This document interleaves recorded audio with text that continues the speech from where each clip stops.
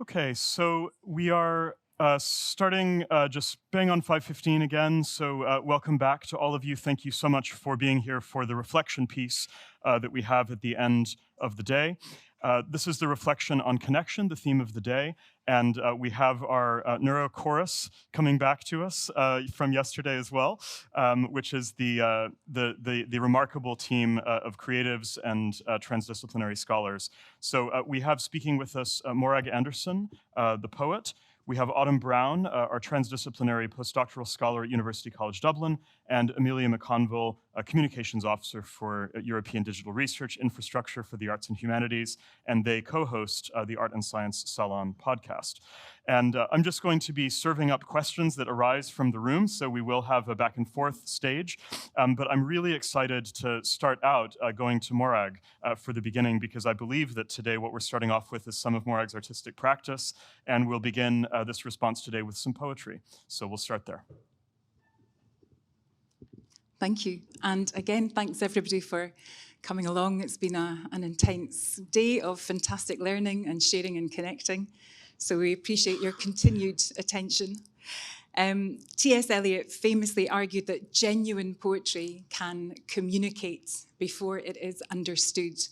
And it can be a powerful medium of expression and celebration of all connections, from the very personal to the cosmic, from the very small to the very, very big.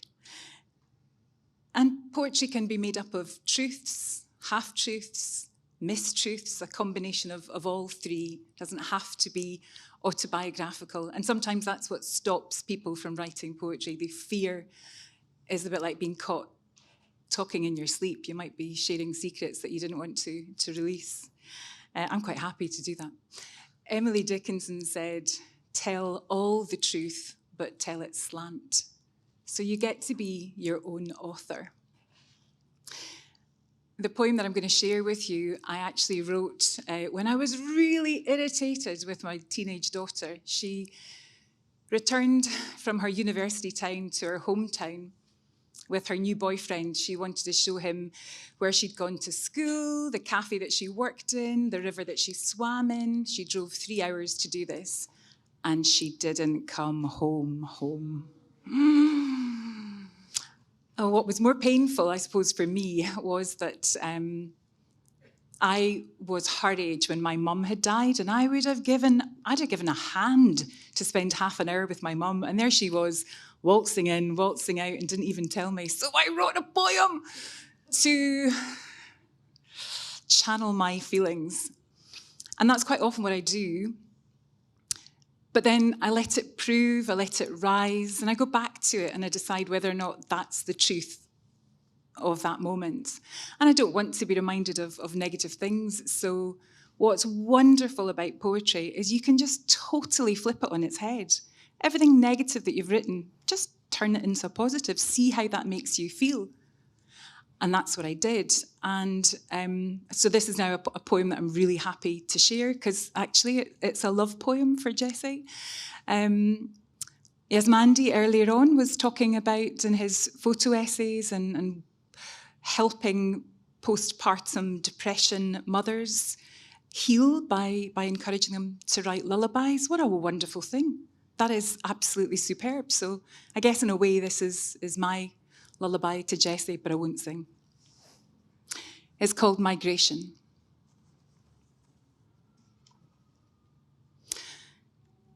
Long after my shelter body shucks her reluctant skull from my shell, her fetal cells, rose foamed in my core, migrate to mend my flensed heart.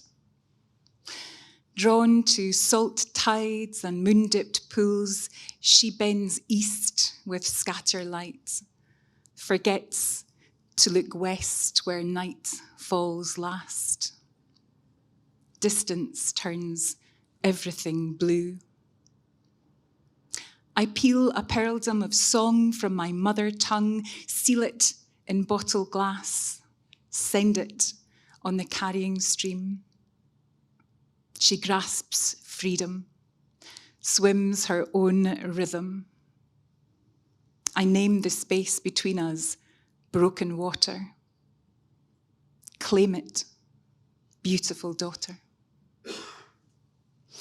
So poetry heals, and a union of science and poetry, because I learned that fetal cells can migrate into the pregnant mother's marrow, blood, liver, and decades later can migrate to sites of injury and can promote healing in things like autoimmune diseases like rheumatoid arthritis. So science and poetry coming together there for Jessie. Morag, that was so beautiful. And my mother is in the audience, so this is a special moment for me.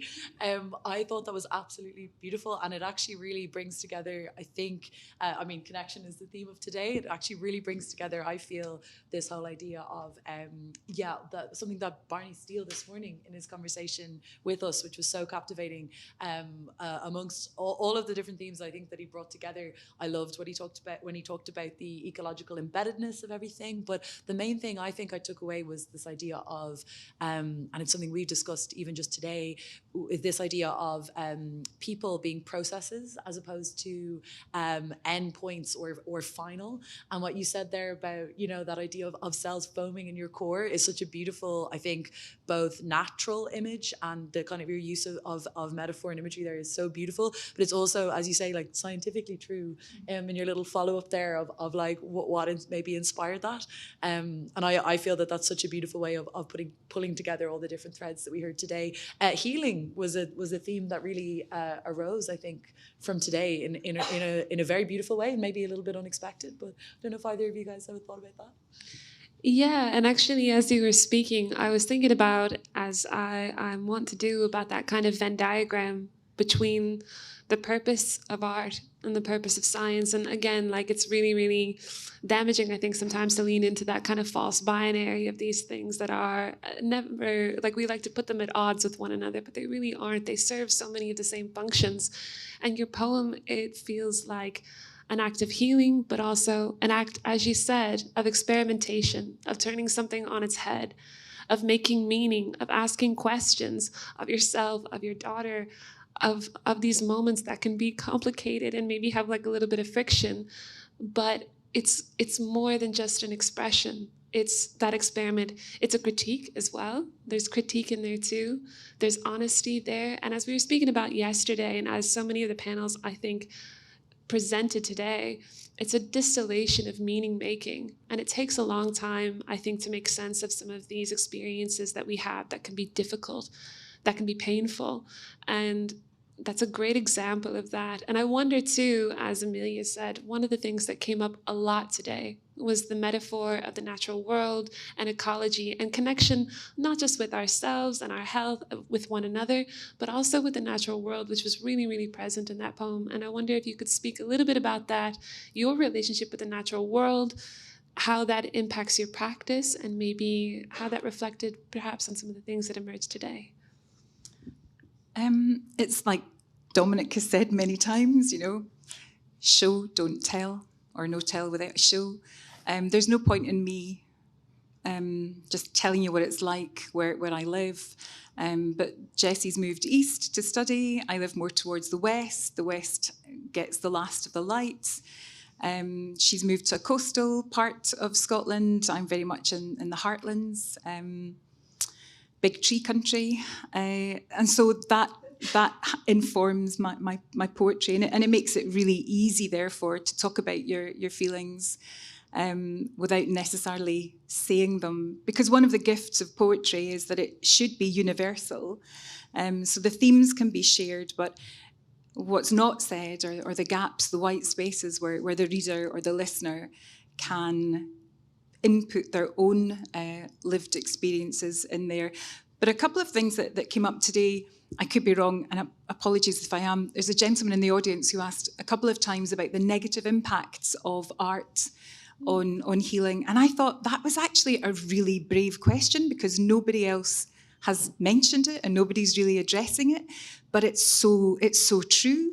And reminiscence therapy, poetry for me is a way to I hope at a later date I'll be able to reminisce, I'll look back on things and they'll remind me of where I've been. And that was really part of the process of changing this from a negative to a positive. So but I was taught that, in poetry workshops. Others have shared that knowledge with me. It didn't occur to me, at some point in the past. So we should move forward into our practices if we're sharing what we know with others. We also have a duty of understanding that there can be negative effects, but that we have the potential to just reframe that and look at it differently, or try and avoid the things that might be more troublesome for you. Come back and deal with them at a later date. So, like life, like poetry, like everything that's been talked about today, it's a flowing process. It's dynamic. Nothing can be fixed. And if she cheeses me off again, I might just rewrite that really badly. Watch it, Jessie. I think what you've said there about the gentleman asking about the harms of art, and that being a really brave question. And there was a woman actually earlier in the day who also asked a question about the ways in which a particular, it was a panel actually again with Barney Steele, who presented such extraordinary work, with Marshmallow Laser Feast. What is the availability of these things to migrant and refugee populations? What is the availability to these of communities that are marginalized? And I mean like purposefully marginalized in many cases. What are we doing to make some of these technologies of art, if I can say that, available to those communities in a way that's not condescending, infantilizing, as it so often is, but done in a way that is respectful, that honors the expertise that already exists in these communities? How do we do that? And again, how do we interact with those communities too? And this was brought up in some of the living labs and some of the sessions and conversations that I heard in bits and pieces today. How do we do that without, again, kind of as you were alluding to, re-traumatizing folks, moving with a lack of sensitivity? You can always run afoul of things, by accident, but what safeguards can we put up, to prevent those kind of moments, especially, when we're talking around themes of brain health. I still can't get over the courage and the bravery of many of the panelists that are sharing very, very personal experiences with exceptional hardship, and sharing those stories with such warmth and integrity and such clarity. And how can we encourage that work, support that work, and learn from it moving forward? And that was something that came up a lot today as well. And I thought that was really, really, really an interesting way to think about connection as well, supporting one another through kind of quite vulnerable work. I thought as well, just on that the theme of connection was so beautifully, I think, encapsulated by this idea of like viewing people as processes and viewing everything, in fact, as a process and as an intermingled or interconnected process.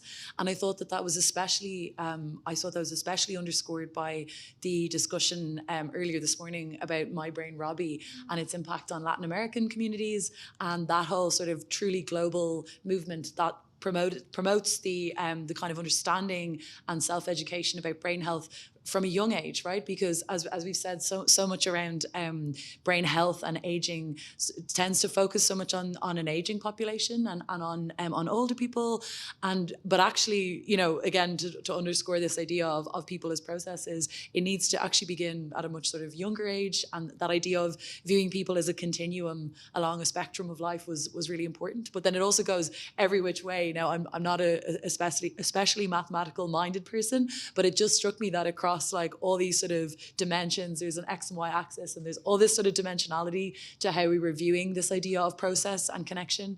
That's really left me with a lot to think about, for sure. Just going back to the Latin American link, Augustine earlier said, very sadly, that his experience in Latin America is that children never stop to dream. And really, the exact same words in a different order. They should never stop dreaming. And so it's easy to take for granted what we have, the privilege that we have here. The fabulous thing about the global community of Creative Brain Week and all of the satellites that are being developed and established and continually growing is that it's bringing new audiences.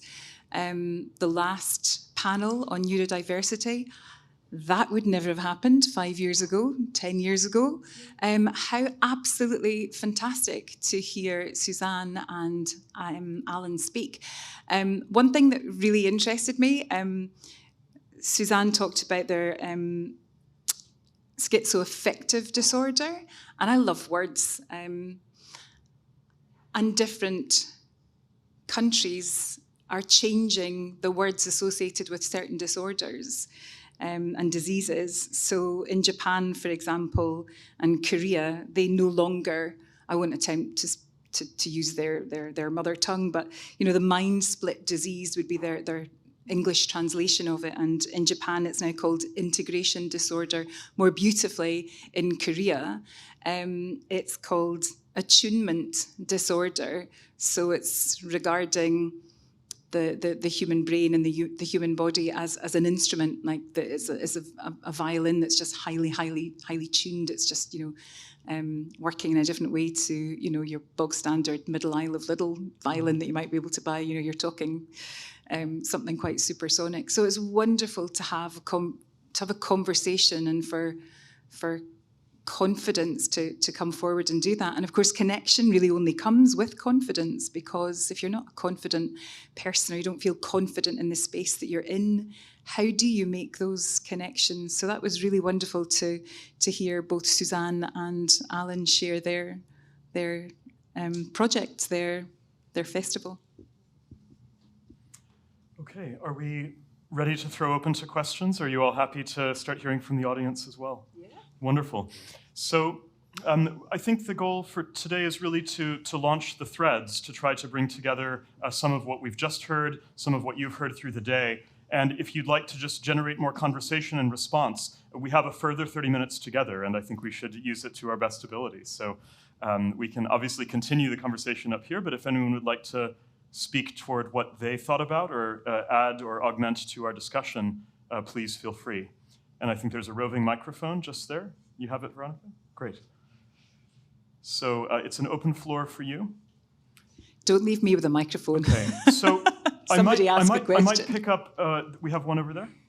Great. I haven't thought about the wording of this quite yet, but just on the spirit of connection, I suppose anyone who's ever been to an event like this or a conference, I would hope has a similar experience to me, where I walk away feeling completely overwhelmed, feeling that there was so much spoken about, couldn't focus on anything, and certainly feel completely disconnected from anything that I had gone in hoping for, I suppose. And naturally, after today and the last few days of Creative Brain Week, I just feel completely overstimulated, and so much has been discussed.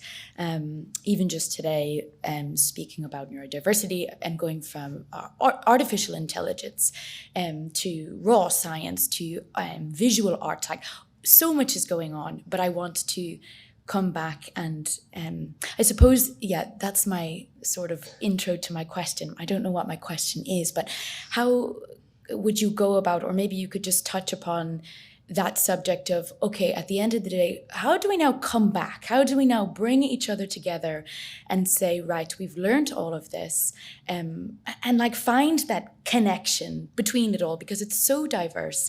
And for people who have so many passions like science and like art, you walk away from these days feeling like, Jesus, there's so much I want to do in my life. I don't know how to finish this, but maybe you could just comment on that kind of thought process. Definitely. I've got a strategy, and I've got like a short story, I guess, anecdote example. So I'll start with the anecdote, but we will get to the strategy, because at the end of the day, I'm a hardcore pragmatist, so I love your question. There's a conference out there called Excite. It is a very, very bizarre conference. It's primarily for science communicators, and it's the sort of thing where you could see acrobats, a physicist, circus performers, musicians, all within like a 30-minute panel. And you walk out, and every hour you feel like your brain's on fire. You've met 8 people that you're like slightly platonically in love with. You're having intellectual connections everywhere. The first time I went to this conference, I thought at the end of the day, I'm exhausted. And then I lay down and I can't sleep. Just absolutely mind racing, feeling so inspired and excited. And what they did, which I think is really cool, is have these breakout areas, which are kind of like, it's based on this idea of sensory retreat and sensory retreat technologies. So for folks maybe who get overstimulated, you know, due to maybe a kind of neurodiversity thing, for anybody, stuff like this can be exceptionally overwhelming. We all need sensory retreat. And so finding those little pockets of space where you can just be by yourself and think like, okay, let me just review the things that meant the most to me, that stuck out to me, and step away. But it's a wonderful problem to have. And I'm delighted that you've had such a wonderful experience at Creative Brain Week. No surprise, but like it is like that. And I can definitely relate. Every academic conference I've gone to, I've been very fortunate, always feel like that. And the strategy is I carry a notebook with me everywhere I go. Everywhere I go. I fall asleep with a notebook in bed with me. Like I have this at all times. And if you look, like I'm always going the chicken scratch. And it feels quite good to get what's inside of your head out on paper. And we were talking about this earlier today. I create hit lists. This sounds very aggressive, but I have a hit list for 2024 of people that I'd like to meet and speak to and interact with. And I also have a hit list for conferences. I have a hit list for experiences like this where I write down names of people where I think like we need to connect. We already have shared values or shared intellectual interests. I'm going to make a beeline for you. And then next to their name, write like maybe 5 or 6 keywords, between 5 and 10 keywords that relate back to that conversation. And you'll see the different kind of overlaps, and you can start to build that kind of like intellectual web yourself and start to brainstorm the ways that you want to pull this from an inspiring experience into a project, a funding application, like Killer Festival. You know, these are things that you can actually enact, but I think having it outside of your brain really helps. What about you guys? It is a great question, thank you. And yeah, Autumn's right. There probably isn't a single person here who doesn't feel as though their head is imploding and exploding at the same time. But if were you here yesterday? Did you? Yeah. So the extreme swimmers, they broke it down into bite-sized chunks. 30-minute chunks. You just get through the next 30 minutes. You just get through the next 30 minutes. So it's easy to be overwhelmed, and therefore to avoid things that we might find overwhelming, but just taking it in bits. And we can't go out from this Creative Brain Week and change the world or even change our own little backyard overnight. It takes time. So when Autumn's talking about those sensory breakout areas, that's great if you have a sensory breakout area available to you. Sometimes it might just be the ability to go into a bathroom and lock the door so nobody can get you. It's just having, and so it takes time, and that might be a week, it might be a month before you start processing and just plucking the bits from it. So I don't have a hit list of people that I'm going to target. You're odd. But I also hope she's slightly platonically in love with me, and if I'm not on that, I'm going to be really upset. So it's choosing the bits that you think might be relevant to you, or things that you might be able to action. And it might not be in a big community sense. It might just be one single friend. It might be one person that you recognise as maybe in need of a little bit of extra support, or just a learning that you then take into your own world. Suzanne earlier was talking about her schizoaffective disorder. My oldest son, his partner's parents both have schizoaffective disorder. And Jay had said to me, I haven't met Ben's parents yet. He's like, Mum, when you do meet Ben's folks, can you just not use words like crazy and mental? I was going, I never use those words. He's like, you use them all the time. I was going, do I? And the minute and I felt quite offended. And the minute he said it and I started hearing myself, I don't know whether I just then planted the seed to say these words, but so for me, that was, I'm really glad that he picked me up on that, because I didn't notice it. And it's so even just tiny little grains of sand like that, practices that you can put into your daily living, can make a big difference to the comfort of those around you that previously you wouldn't necessarily have twigged. So that's one very small thing, but that's something that I'm taking away from this week, or from today specifically. You've both given such beautiful responses, so I don't have quite as sophisticated answers to add, but I do think that part of the kind of, I suppose, solutions to conference overwhelm or festival overwhelm is not to immediately give a shout out to our fantastic festival founder and director, Dominic, but to have a session like this where we can literally do this, like to reflect on what's happened today and to open the floor to the audience and to discuss these ideas and the threads and the through lines that are kind of cropping up through drawing all the threads together through the different events that have happened throughout the day, and being able to talk about what sticks out to us and what doesn't. And I think that, you know, especially relating to the what was said in the last panel, this idea of the kind of changing narratives around different ways of learning and different ways of interacting with knowledge, and how neurodiversity and different ways of kind of engaging with the world and with information and knowledge, narratives around them have changed so much in the last couple of years for the better. And I know that fantastic science conference that Autumn mentioned, Excite, we're both going to be there this coming June. And our format, even for what we're planning with our Arts Science Salon panel, it's actually called a fishbowl format. Yeah, so it's a fishbowl format, which is a kind of radical way of, why don't you explain, Autumn? We want to have another conversation. We don't want it to be a panel like that. We don't want to do kind of, it's not a lazy, we don't want to do all of the intellectual heavy lifting, maybe a little bit of that. We just like the idea of knowing that in any given room, there's so much knowledge there, and a lot of it's hidden knowledge. So instead of having all of the lights and mics pointed at the two of us, handing it over to folks who are just joining us in the room and saying like, look, this is the theme. You're here because we know you're interested in it. Why? You know, tell us your experience with it. And also the other kind of like conceit of that will be we're recording it. So it's saying like, okay, you're here to like talk about these specific subjects. Why do you care? And yeah, put your money where your mouth is. Put it on the record if you want. It's optional. That part's optional. But I do think that like kind of sharing the intellectual burden through conversation in times that are really inspiring can actually lift and help you process stuff like this. But it's an awesome problem to have. Lovely. Thank you so much. We have a second question here from the floor. Thank you. Hi, my name is Laura, and I have a project called Running Blind, amongst other ones. And it's just in a response as well to what this lady has shared. Something I was aware of yesterday. And what's coming to me is like small acts of care, like how we can continuously check in and look after ourselves and each other. And I'm a dance artist and a somatic practitioner. And for me, I'm very sensitive in my body experience. So I feel a lot.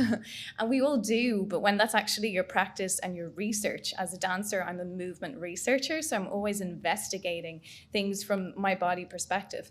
So maybe something that I would share or offer in general to the amazing richness of these days and the beautiful programming is that coming back to the body, because we're talking about the brain, but you know, for all of us, it's part of our body, isn't it? And we're not, sometimes we're so separate to that, especially in the amazing intelligence within the room. So like, you know, practical things like even just like a 10-minute like exercise on, right now what I'm doing is I'm like giving like a finger hold. So each finger has a connection to different meridians in the body. So I do these things naturally. Before, as soon as this mic came in front of me, I was totally nervous. And it's the irony of being a performer as well. We're actually like, don't necessarily want the spotlight. And I suppose it's an act of a personal process in that, but it makes me think of a breathing practice, for example, that you breathe in from the left nostril, you exhale from the right, but you always start on the left side and then you rotate it back over. And you can do this through hand movement. And I do this with different types of people in community settings, but just, you know, in everyday life, this helps me. So already I feel my nervous system is regulated. My heart's not pounding right now, even though I'm talking to you. So yeah, I think just little acts of care and check in, because I think talking to the neurodivergence topic there, like we all have all of these aspects of ourselves, you know, and some of them are known, some of them are tested, but the beauty of us being human is that we have this physical, tangible experience. And yeah, I really enjoy maybe the synesthesia of actually saying, okay, we've talked about that. How does that feel in my body? Where do I feel it? How do I want to move based on that?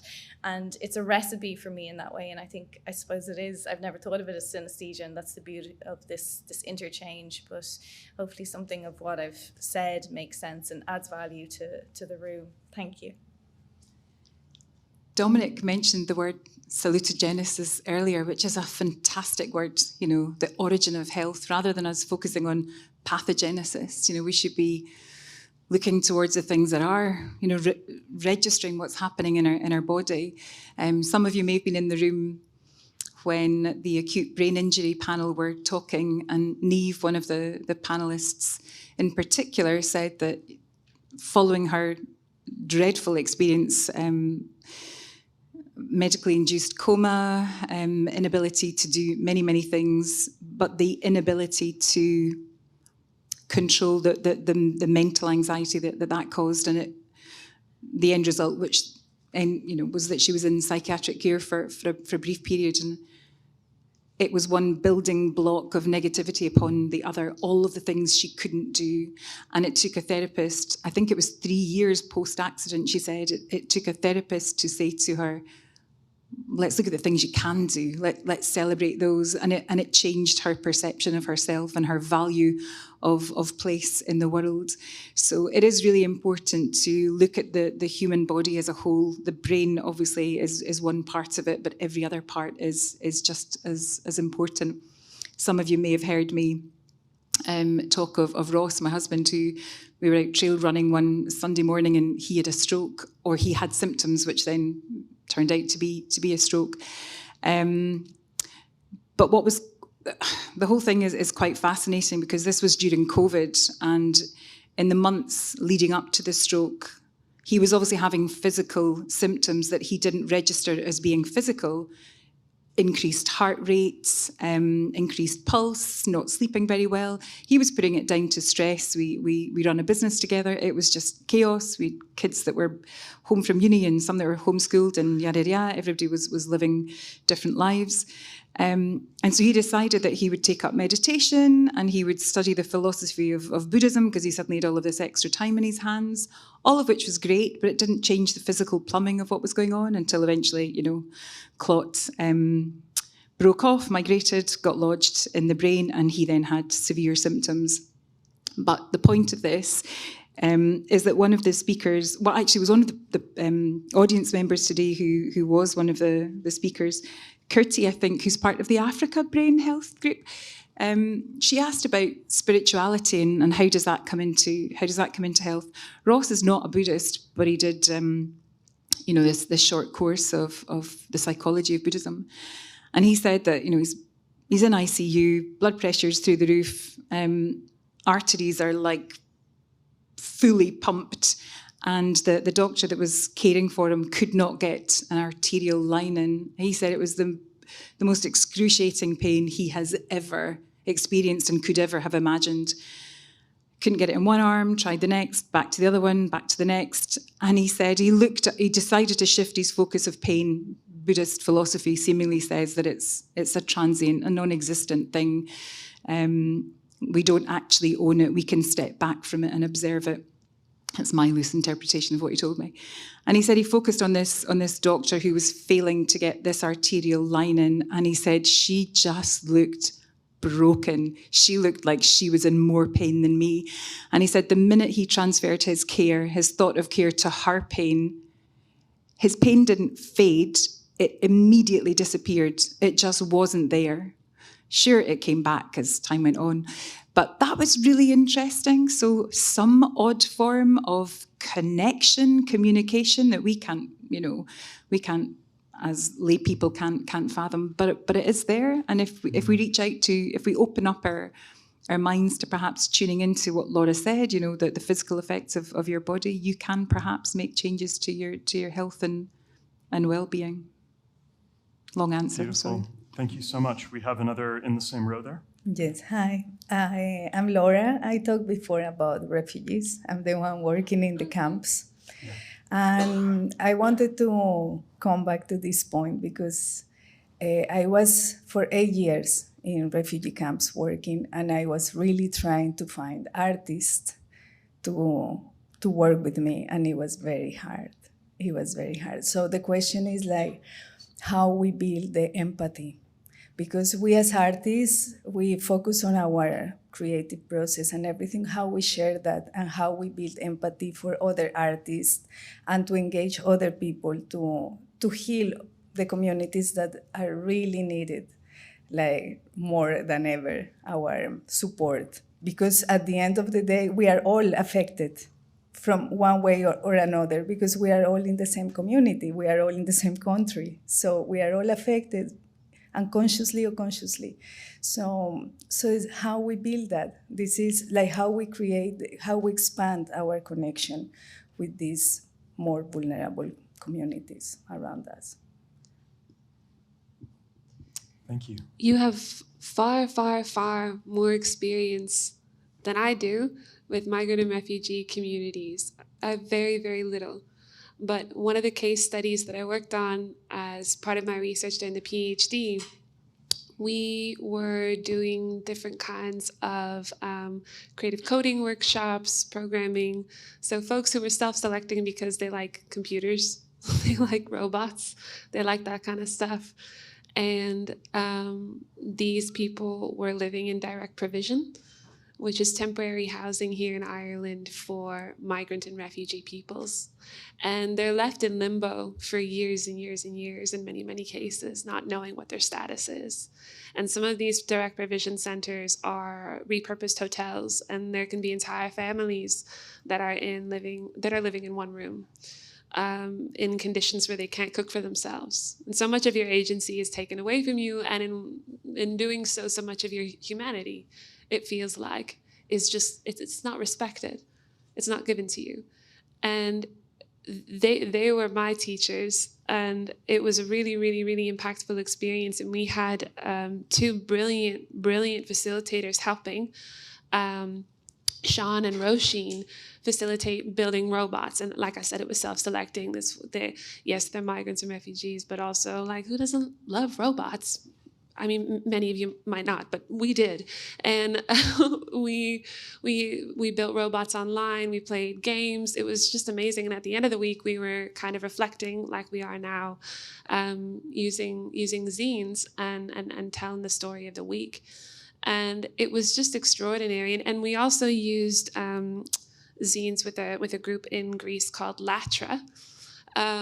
And they do a lot of science communication and science learning stuff with folks who have very, very, very uncertain migration statuses. And it was extraordinary to see what was produced, but it was hard to find the right facilitators, the right training for things like this. You can't just dip in and dip out. You know, when you're making a connection with these families, when you're making a connection with any community, it's not just a connection, you're making a commitment. You can't just disappear. You can't just dip because the project ends. So how do you find, in practical terms, the funding to continue those relationships? Are you willing to volunteer? Are you willing to maintain that connection? So I think, too, that's a really, really important piece, understanding that connection needs to be long-term. And I think there's been a lot of really interesting examples of that kind of throughout the last few days, of establishing respectful connections with patients, with patient groups, understanding that these are long-term relationships, because if you dip, if you disappear, I keep saying dip like we're all getting a pint right now. If you disappear, if you abandon these communities, which even that word, you know, can be a little bit funny, like, anyway, you can cause more harm than help. You know, that can be really damaging. So I think one of the critical pieces is finding those artists or finding those science nerds who also like robots, or whoever, who are willing to make a commitment to people and say, like, look, you know, and that's particularly difficult when people are when they're moving around, when their migration status might be up in the air, but making the commitment of, like, as long as you want to do this work, I'm here. This is my real email. This is my real phone number. This is how you can find me, and making yourself available. But that's hard to do. I think more people are interested in doing that work, though, and engaging with it. But you're absolutely right. And I hope to talk to you later. I'd love to learn from you, too. So thanks. Laura, one of the problems, I think, with engaging artists to come in and help with any community is that the arts generally are unfunded, not even just underfunded, but unfunded. And a lot of artists are just kind of expected to do it for the coverage, your name will be associated with it. So if funding becomes available, then it makes it easier to be able to bring people into places like that. So I guess what's needed is change from policymakers, and quite often the people that need the funding perhaps wouldn't have much support when it comes to funding applications. How do you fill one in? How do you even find what funding is available out there? So I guess it's if we had a central base where there was information where people could access, because there is funding for those that know where to tap into it. And if there was funding available, you'd then find it easier to have your artists to come in and support the need of the community that you're talking about. As always, and yes, of course I have an intellectual crush on you. You make an excellent point. Yeah, I should say, like, full disclosure, my funding was from Science Foundation Ireland, SFI, science. My funding was science funding. And so we folded in arts practice in the zine making and all of this stuff, which was creative practice, and we all had a wonderful time. But we were learning to code. It was creative coding. We were collaborating with AI to make music. We were collaborating with AI to make visual art and then doing the zines. So there's loads of artistic practice, but that's not how I pitched it, and it's not how we got it funded. We got it funded because we said science, science, science, coding, computers, technology, science, computers. Yes. Yeah. Here we see again the value of connections, right? We're close to our moment of finality in the room, which I want to emphasize is not a closure of our connection. It is, however, an obligation we have to the venue to clear by 6, so we'll be closing up now in the next 2 or 3 minutes. We won't take another question, but I would just like, with a little moment of chair's privilege, just to respond to what was raised in the conversations, really all of the points that have been raised, that this is also a university, it's an educational space, and that the nature of transformation of education by its nature is unpredictable, slow, long-term, highly complex, and that an encounter like a conference like this, I think of this also in myself as a creative artist, this is a bit of a stone, that's being dropped in a pool. It has this big explosive impact, but then it has these highly complex, unpredictable ripples that go outward. And if I think about my own brain, I think about my own creativity, I'm looking back at notebooks, like you say, from 20 years before, from lectures that I couldn't repeat, I couldn't tell you who they were, I couldn't tell you what we read, but I have this little phrase lodged in there that I know, or maybe I've forgotten, came from someone else. And so I think there's also something beautiful about these ecologies. As difficult and complex as it is to contain, this is a kind of wonderful stone that's being dropped in here. And I think here, just in this reflection, for I myself, I have this kind of hit and inspire experience where there are 3 or 4 ideas and images and references and moments that I'd like to grab. So I hope we've done that for you. I think these are completely the right people for that conversation to be sparked. And so the ripples are unpredictable wherever they take you. I hope it's to the Samuel Beckett Theatre later today, which is in an hour and a half. We have the last event of today for Creative Brain Week is a wonderful performance by Solo Sirens, which is Jenny McDonald, with other collaborators from NYU, Joe Salvatore as well, and a wonderful piece that connects with a lot of the discourses we've been having. I'll be acting as your MC one more time for the post-show discussion, where we have several other festival applied arts practitioners, and it's a wonderful venue right here on campus. So it's the big wooden building just down the road. So please do join us there at 7:30. And to end the day, a big thank you to all of our speakers, everyone who's spoken, but in particular, the Neuro Chorus that we have here, Morag, Autumn, and Amelia.